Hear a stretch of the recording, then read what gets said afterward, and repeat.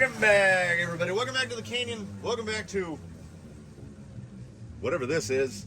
For those of you who saw the scramblers, the fake scramblers, aka fake trepidors, in that we baseline, our test man broke. Most notably, this didn't all just happen in one go.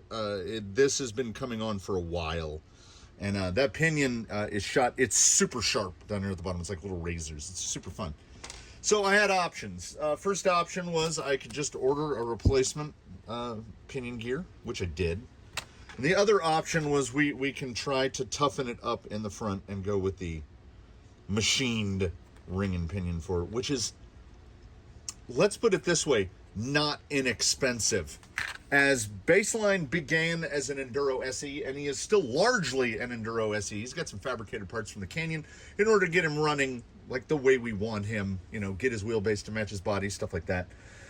So an Enduro SE is $300, and this is $50.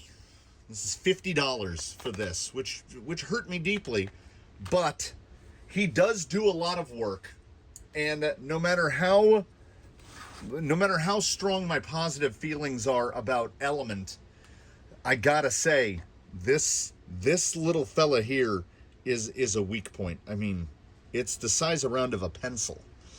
Look at the ring gears in other vehicles. Do I have one out? I've got, listen to the rustle.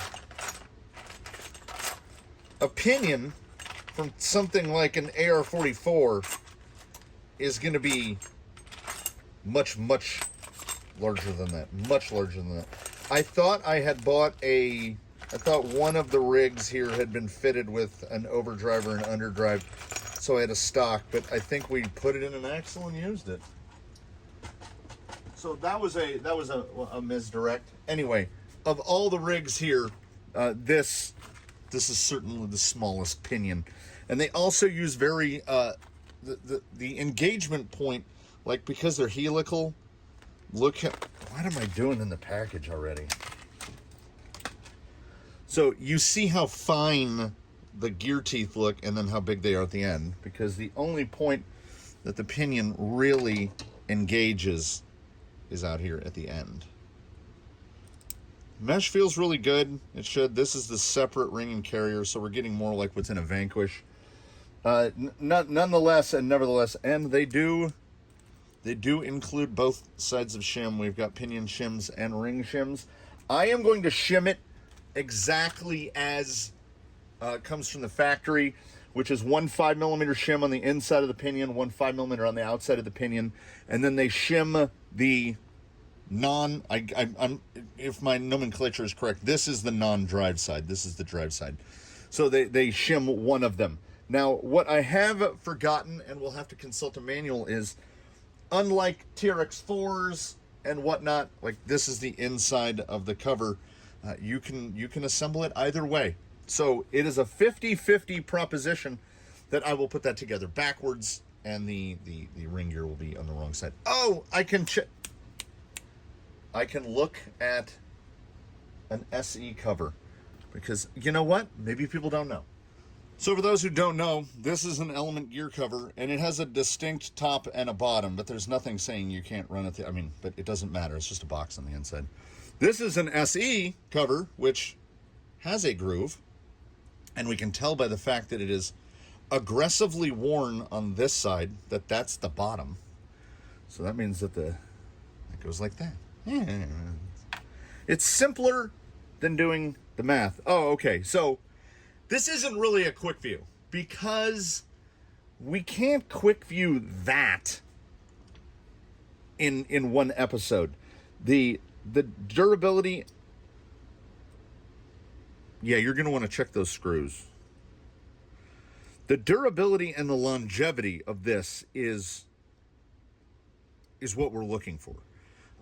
Performance-wise, it should be exactly like the regular ring and pinion.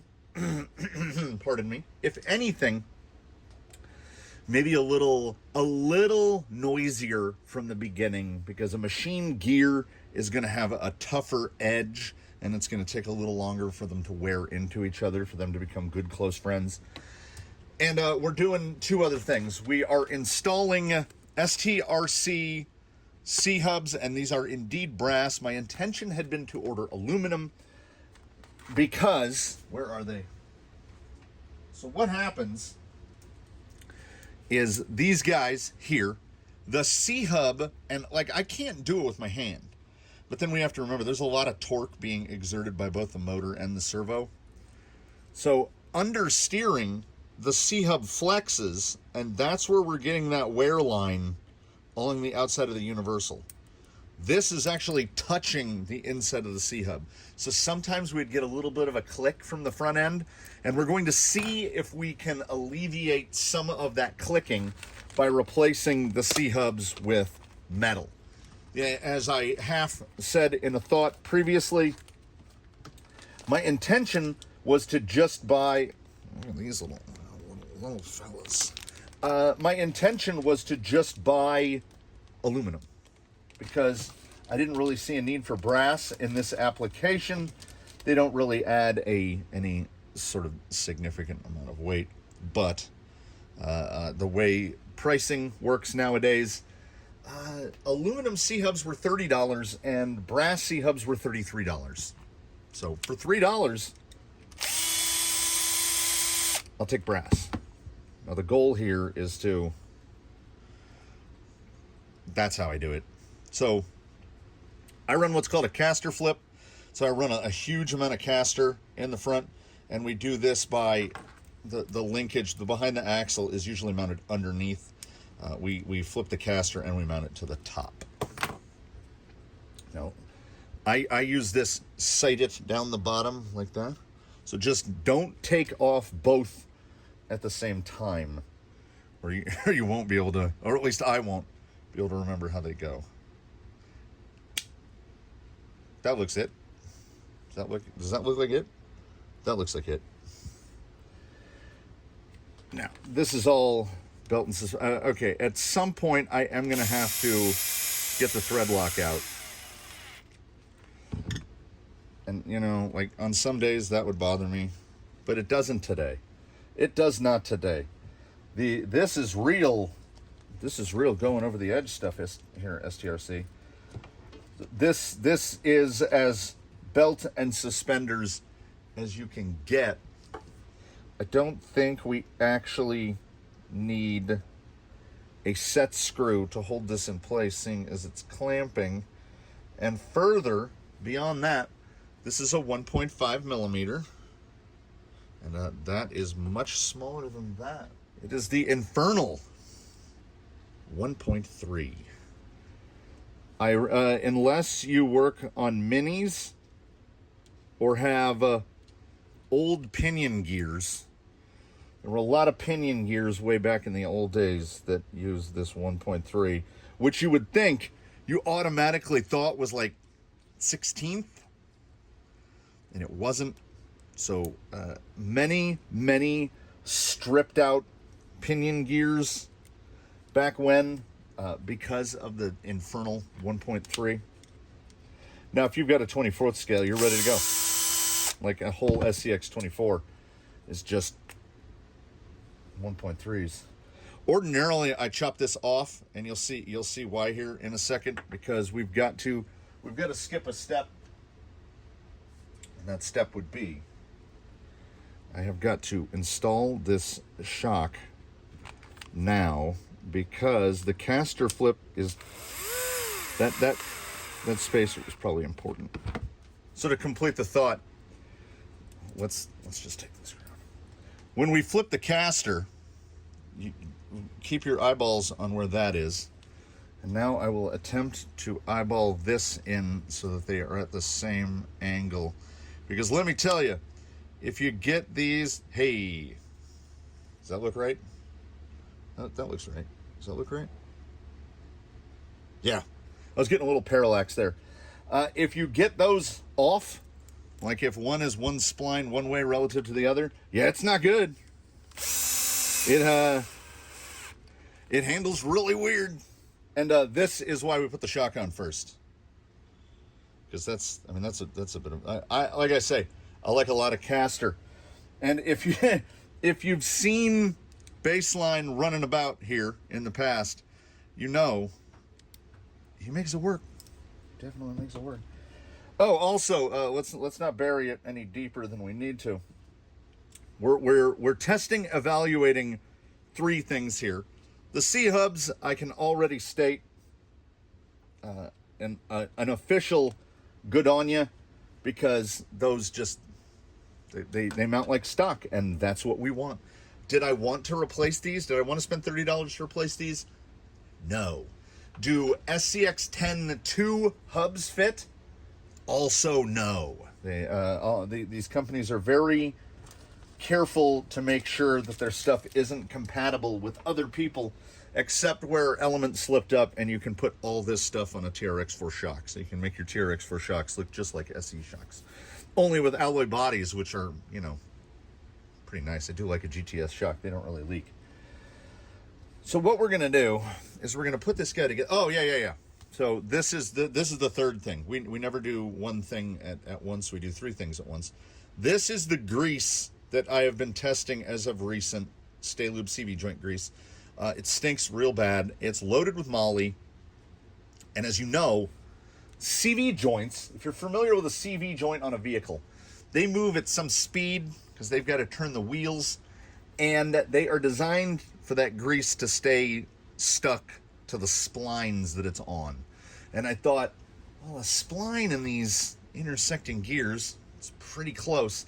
And the problem that we have on any of this with any of the other stuff that we use or try, anything that we use, like Red and Tacky works great, but what it does is it will break down over time, and it turns into like a thinner, redder fluid, and then it just gets slung out into here, and then there's almost no, or you'll find a big donut of it on the inside here, where the pinion has just pushed it all out of the teeth and over to here. So in the early experimentations with CV joint grease, which also has what I consider to be the best method of application, it's just like a pen, you just put it on there. It has been staying better so far on the gear teeth. I don't think I've been using this stuff long enough to know if it's outstandingly better, but it has been better. And this whole time, I thought it was 1, but they were just stuck together. So 1, 2 shims on the non-drive side is how these come. No shims on the drive side. As you can see here, we're not talking about a huge amount of difference here. I don't have any faults to offer to machined gears. Machined gears do the work. I was hoping that I had enough shims just on hand, focus, shims on hand to not have to open the bag. Then I can just throw the bag of sealed shims in the container. These are 5mm. They are 0.2 millimeter thick shims. We need 1 inside and 1 outside. Obviously, we do the inside one first. The shims on the ring gear on the carrier are 7mm, but they are also 0.2 millimeters thick. So we have 0.4 millimeters of shim on this side and 0.4 millimeters total on the pinion, but it is 0.2 inside, 0.2. Wow. Okay. There are things. When you first put it together, you can kind of get, you can get an idea. You're like, how is this mesh gonna be? That feels really good. Okay, so that is 2.2s.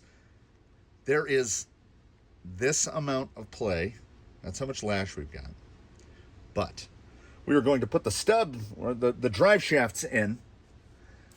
And look at all these shims I have. Don't look at all these shims I have. Look at all these shims I have. Sometimes you got to make that amount to get the free shipping. And I do have more than 1 Element axle. And after what has happened to this guy, I do believe that I need to go through those. There's going to be some cuts and edits here. There already have been, but there's going to be more because these are completely assembled and I do not want to take them apart. I checked everything. We don't have excessive play. Like you can see a little, that's CV joint. Nothing in the knuckle. Knuckle feels fine. But as they are completely assembled, we've got to put our boys, the hats, in here, and they load from the inside, and even with tweezers it ain't easy. There we go.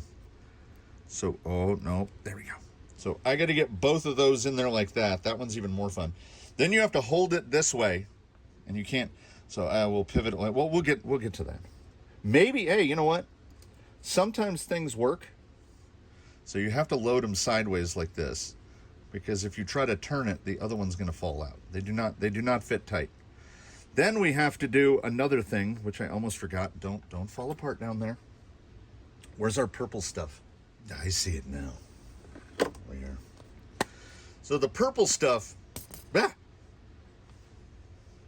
didn't get to see the huge glob of it fly out. How big of a glob, you might ask? A big enough glob that I don't even need to use the bottle. We'll just use that.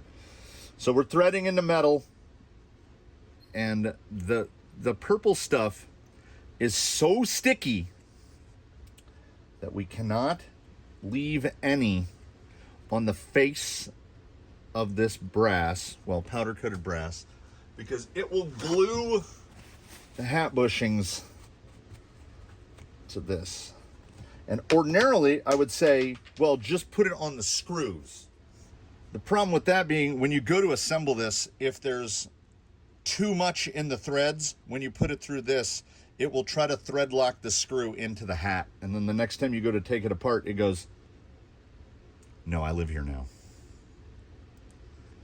So use your thread lock very sparingly.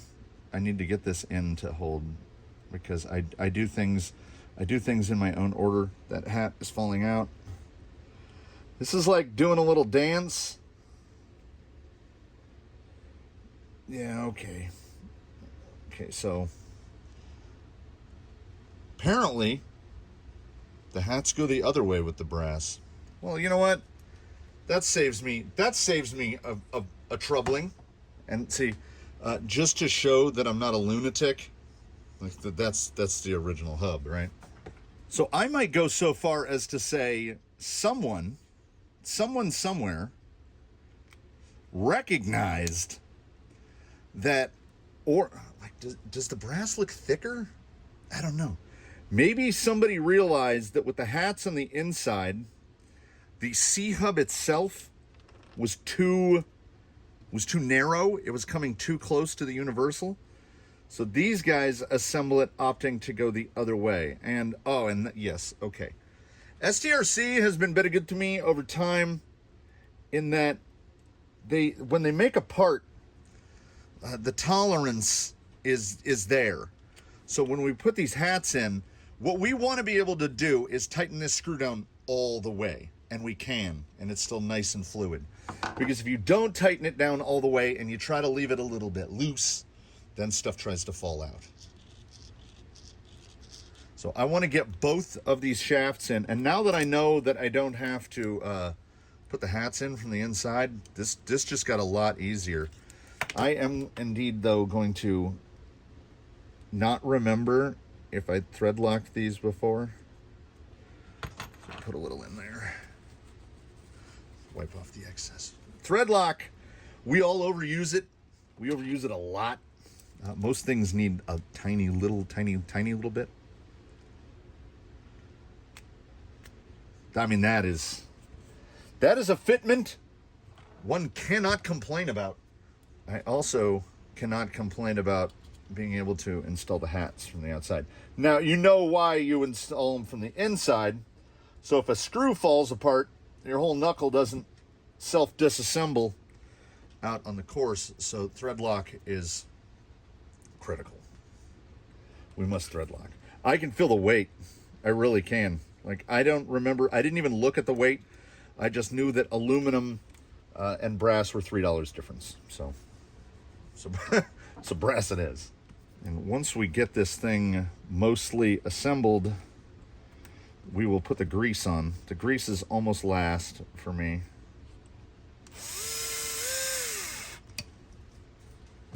Shocks have been doing well, despite the fact that I turn these on a lathe to trim the threads off the body. So those plastic bodies are pretty thin. Now, I did not organize how long. Yeah, it's that one. We'll just get this guy buttoned together a little more so he's not flopping around all over the place. The SE tie rod is a little fatter than the regular tie rod that you would get on any other element. So there is a little more abrasion on him than what we would typically see. You can see it along the bottom here. So that's drive shaft. But it's not wearing it flat. It's still round. And yeah, I mean, that's exactly what we want to see. And let us see here. So, note to self, put the outer shim on last so you don't have to keep your thumb in the pinion gear. So, how's this feel? Now see, there's the deal, okay? These are tightened down. And this is where the fun comes, because we put all of the stuff in, assuming that it was going to be right. We put all the stuff in, so the set screws, the other screws, everything is bolted together. This is in. I'm going to have to take that off. When this is right here, okay, we have no movement this way. We can't go this way. But we can go this way. So this needs, I'm going to say it needs two shims on this side as well. I will put the caliper on it, and we will, this, which is what I should have done, you know, but we learned together. Okay, 24.1. And we'll see what this looks like. Because, dang it. Important takeaway. If you're pulling this out and putting this in, it's not the same shimming. This right here is how you blow up a pinion. Yeah, there's too much play in it. Okay. I'm going to do everything that I just did again. No need to watch. And yes, 4 shims, 2 on either side. We've got 0.1 millimeters, maybe 0.05 millimeters. The engagement feels pretty much perfect. This, ladies and gentlemen, a series of lifelong failures and catastrophes has led us to the knowledge of how to do this, and well, how to do it on at least one level, which is put the grease on last, because there's every chance you're going to have to take it apart and put it back together again. The shim pack, which was in the tiniest Ziploc bag, so tiny, right? There's no way I couldn't get it open. I just ended up cutting it in half like a monster. It came with 4 of each, 4 5mm shims and 4 7mm shims. So I think the unspoken, because this is what comes with it. I checked to see if that like folded out, and I bet if you scan that, it goes to the website for this factory team hex driver. It'd be nice if they just said, hey, 2 shims on one side, 2 shims on the other. In an Arma shim pack, which are inside every Arma that has the 6X gearboxes, there's this little sheet. Add shim for tighter gear mesh, and there's the shims, and it shows you where to put them. It'd be nice. It'd be nice. Just throw us a bone on that one. So CV joint grease. Nice that I don't have to have an icky thing. I don't have to use a brush. We just we go like this. We go squeeze. We'll go this way.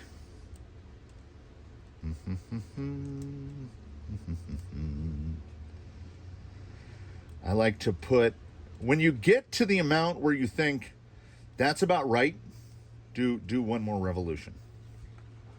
That's my technique. You can already see a big bolus building up there by the pinion. Get pretty good distribution there on the gear. Then take it one step further. Put a big put a little squidge in there. Slap them together. And then what I'm gonna do, none of y'all need to see. I will come back and make a remark. We got to put a whole bunch of screws back in. We've got to put this axle back under the vehicle for which is intended. We've got to remount the servo, get the shocks hooked back up, get the links mounted, and then we will take this outside into the hot heat, and we'll wheel it, because what's the point? Like, what is the point of going through all this if not to drive it? And we asked ourselves I'll say it. That feels super smooth. So there is something to machine, but we just put like $85 on that front axle. $85. Did I wanna? No. Do I think it was probably necessary? Yeah. All right, here's a bit of the skeleton. He's got his wangler danglers. I gotta find the other half of the drive shaft. We're gonna get this guy put together. We're gonna put a battery on him. We're gonna go outside. I'll see you for like 1 minute before we head to the heat. So when I perform one of these, what you would call a routine maintenance, I either use one of these old RPM parts trays, and I keep trying to remind myself to order more, but I never do, because what I have are tons of boxes that servos come in, the little clear plastic boxes. And what I try to do for the sake of sanity is I put all the fasteners in one of these, and I got done putting baseline back together and had one 3mm lock nut left over. I can't for the life of me figure out where that lock nut came from. His upper links are lock nutted. He's got all of his lock nuts. So I'm hoping that it's just cross-contamination. A lock nut from somebody else got into his mess. Hopefully, Baseline will have tires forever, because from the Canyon trades that have been ongoing, I got my first set of, they showed up, don't. They showed up yesterday, day before. Look at this. These have never touched the ground. So I'm saving it up. I'm gonna try to do them in sets of two. I'll do 2 sets of baking at a time. These are, like I say, these are like perfect. That is the most traction you're gonna get out of a TRX4. I think out of a Canyon Trail. We're probably gonna start to wear, like, they're so soft now. Like, these are broken in, and props to the Canyon Trail. You've got to drive them so much. In other news, after shimming that front end, like, I shimmed the rear and it's still on the stock, but now I'm just racked with self-doubt. So we're gonna have to pull everything apart. I mean, drivetrain's not smooth, is it? I'm gonna have to get every element axle rig down here. I am glad that I bought that big CRC pack of shims, because I'm gonna have to go on a shimming festival. Because if I can protect the non-factory team pinions, because all I keep thinking is misdirection, yellow, the banana, not Jake, he's on perfect. It makes me want to go through like every pumpkin I've got, because I would really genuinely prefer not to spend $50 an axle. There we go. No, I don't think any 2 Fusions sound alike on Power Up Cycle. Oh, he definitely sounds different. Yeah, he had more of a like a raspy chatter to him. Now, is that CV joint grease? That's a little more what we're used to. Get it under load. We'll know out there when we get them under some load. We're going to have to try to find some shady spots. I got a late start to the morning. I spent a good while killing mosquitoes. I did answer the question, LD44T pyrethrin, you spray it, you puff it in the air. It works on mosquitoes as well. The workshop's full of mosquitoes again. I thought I had found where they were coming from. I have a bucket that I dip hot metal parts in. Yeah, it was full of mosquito larvae. So I did that to myself. But I took that bucket out and dumped it out a couple days ago, and there are more mosquitoes in here than ever before. So the only place they could be coming in is from the cooler. So I thought maybe I'll put a mosquito dunk in there. I don't know if that's a thing you should do. I don't know. Should I breathe that? I don't know. Anyway, I will just continue killing mosquitoes with my bare hands because they haven't had anything to eat. I don't know how they live. Anyway, I don't know how I live. So we're going to move from mosquito territory to gnat territory. I got to grab my hat. I got to grab my flippy floppies. You'll hear that. Look, this is the audio portion. I love how comfortable the Costco flow hose are, but they are very slippery. Like I constantly feel like I'm going to fall down. Like my feet, not the bottoms. So in a flip-flop, it's like two shoes. You have the shoe that touches the ground, and then they have the shoe that touches your foot. And this part is slippery, not this part. This part grippy, this part slippy. Know what I'm saying? I don't know. Let's drive in the heat. If you were to ask me how many spider webs I walked into on the way out here, it's like they target tall people. I would have two possible answers. One of them would be all of them, and the other would be too damn many.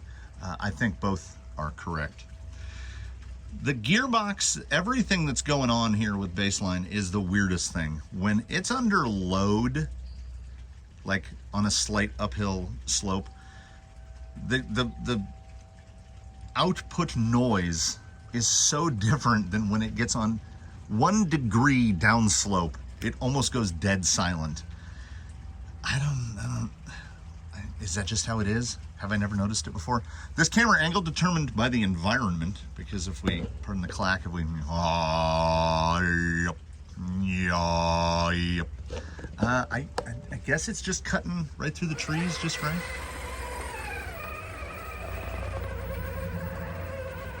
Just like the canyon trail, am I right? Like it's, oh, he does feel, and I speak of feel. He almost pulled that lip. I speak of feel. I can feel the smoothness. Yeah, that ability to turn that nose end like that, that's why this guy tests stuff. Full fenders, stock rails, literally nothing fancy. If we can maneuver to where we can get the skid off the prow of that rock. There we go. Maybe. There's a gnat walking on my eyeball.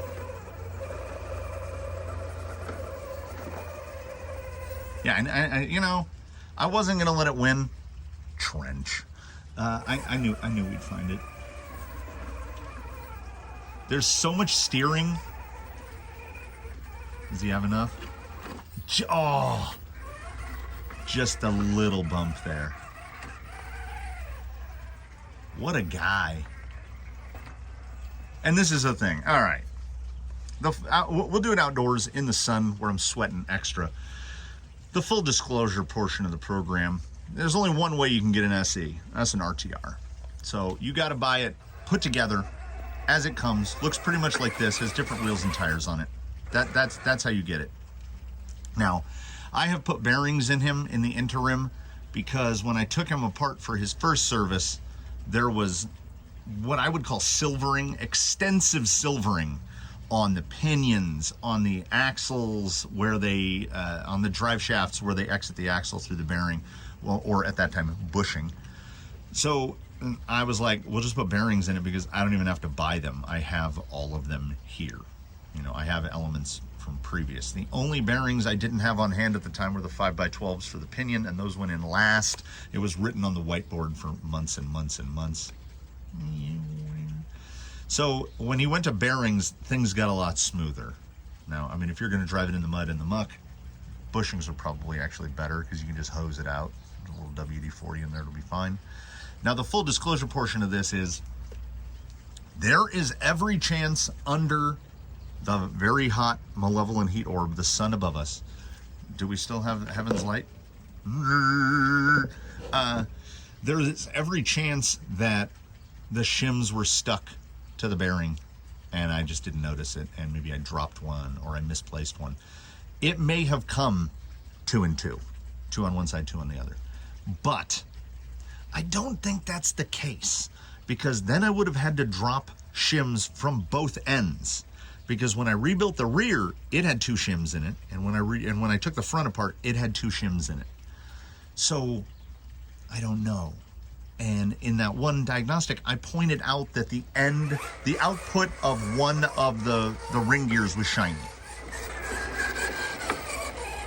And that at least implies to me that the drive shaft has been loading that side of the gear, if not for some time, then for all of the time.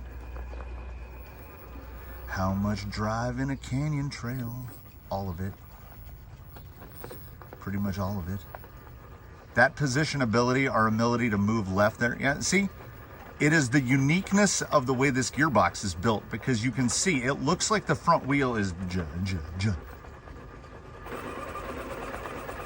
Now, I know that the universals, if you're steering past the angle that a universal is comfortable at, you're gonna get that catch and release because it's a U turning. There we go.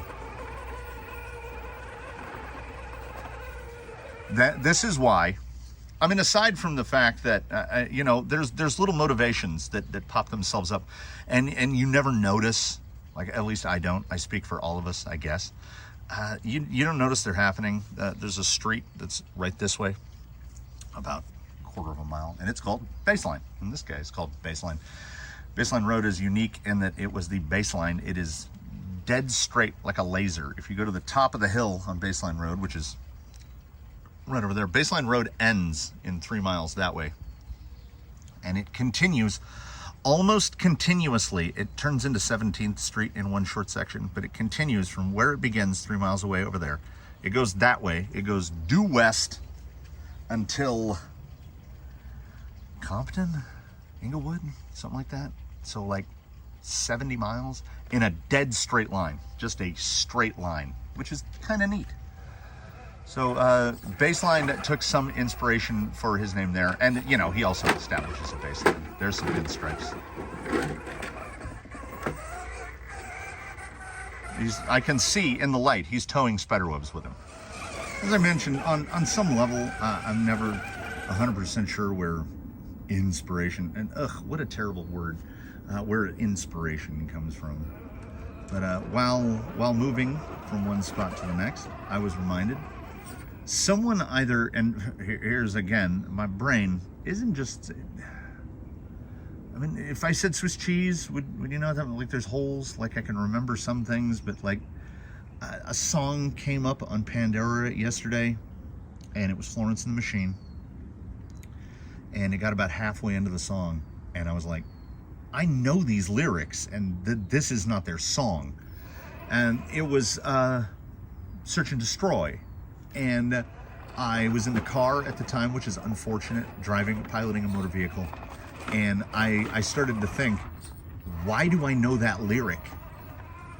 Who did that song? Who does that song? And I know it. Somewhere inside of me knows it. I just can't get to it. And it's the Stooges, right? And I'm like, why would I know a Stooges song from 1973?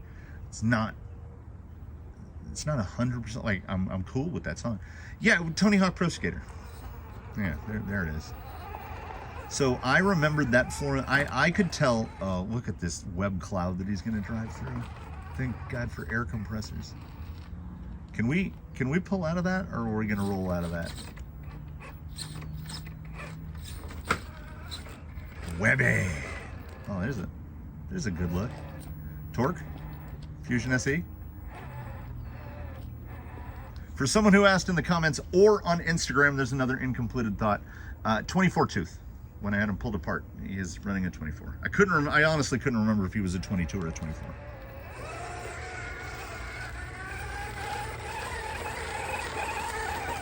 And where that was going before I went down another segue is, look at the spider webs. He's doing, this is Ironside's job. Your job is to test things. His job is to come out here and collect spider webs. Or my face. I can collect them with my face as well. Oh, I actually shucked a few off. Someone either in the comments or on Instagram, I cannot remember, asked if I had done a video about building a Stealth X because they said that they couldn't get the gears to mesh right.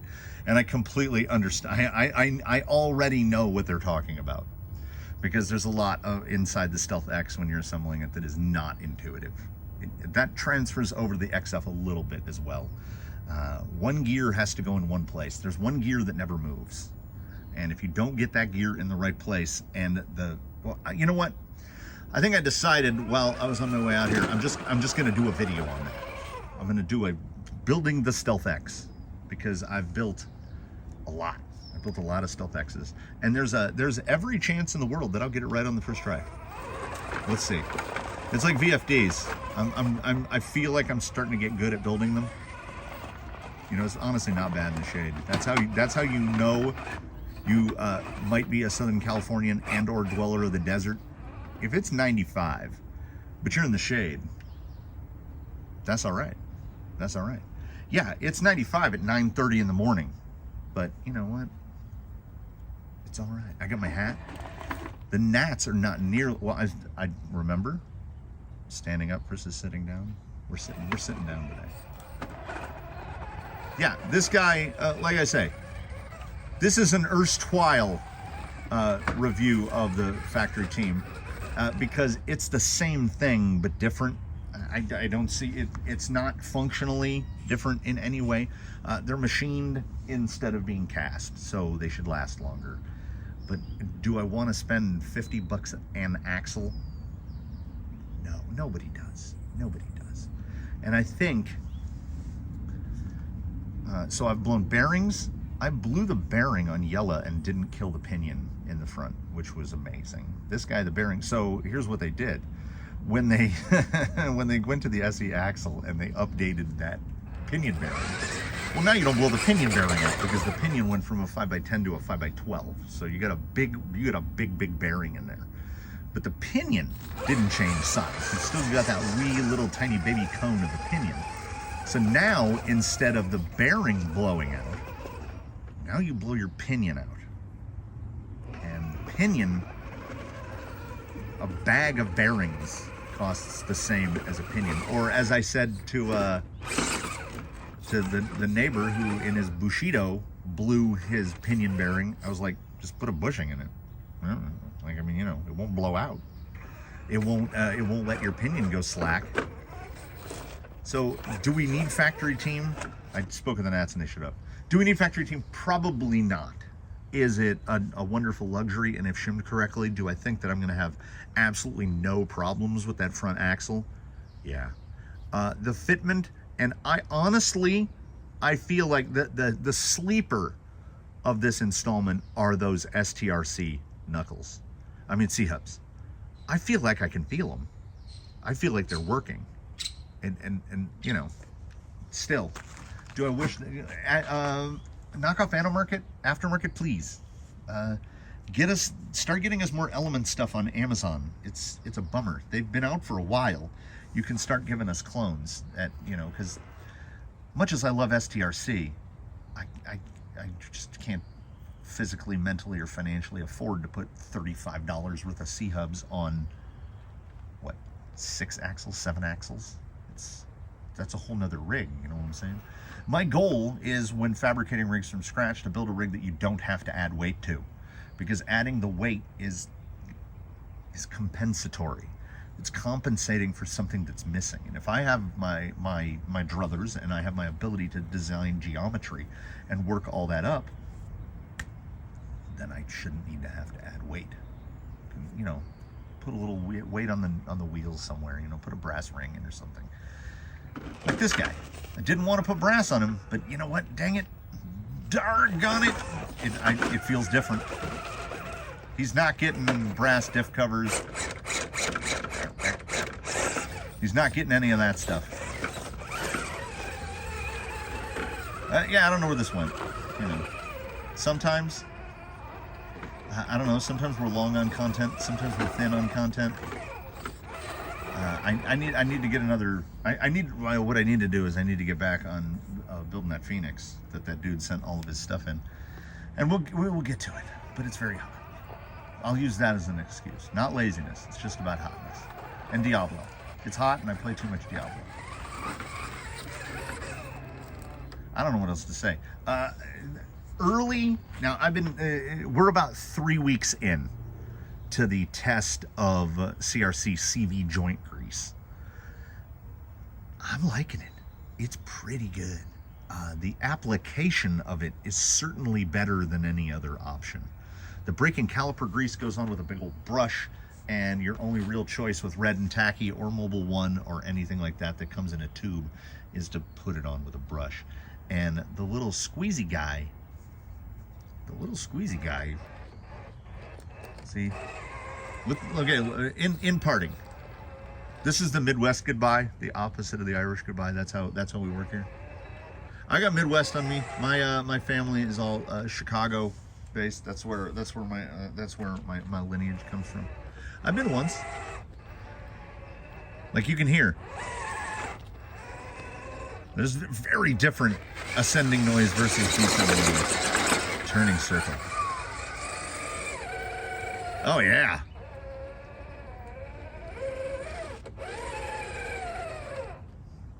Very different loads on the gears. Very different gear loads. Yeah, I could, you know, like I say, I could sit in the shade all day. The gnats are in my face. I could just keep driving.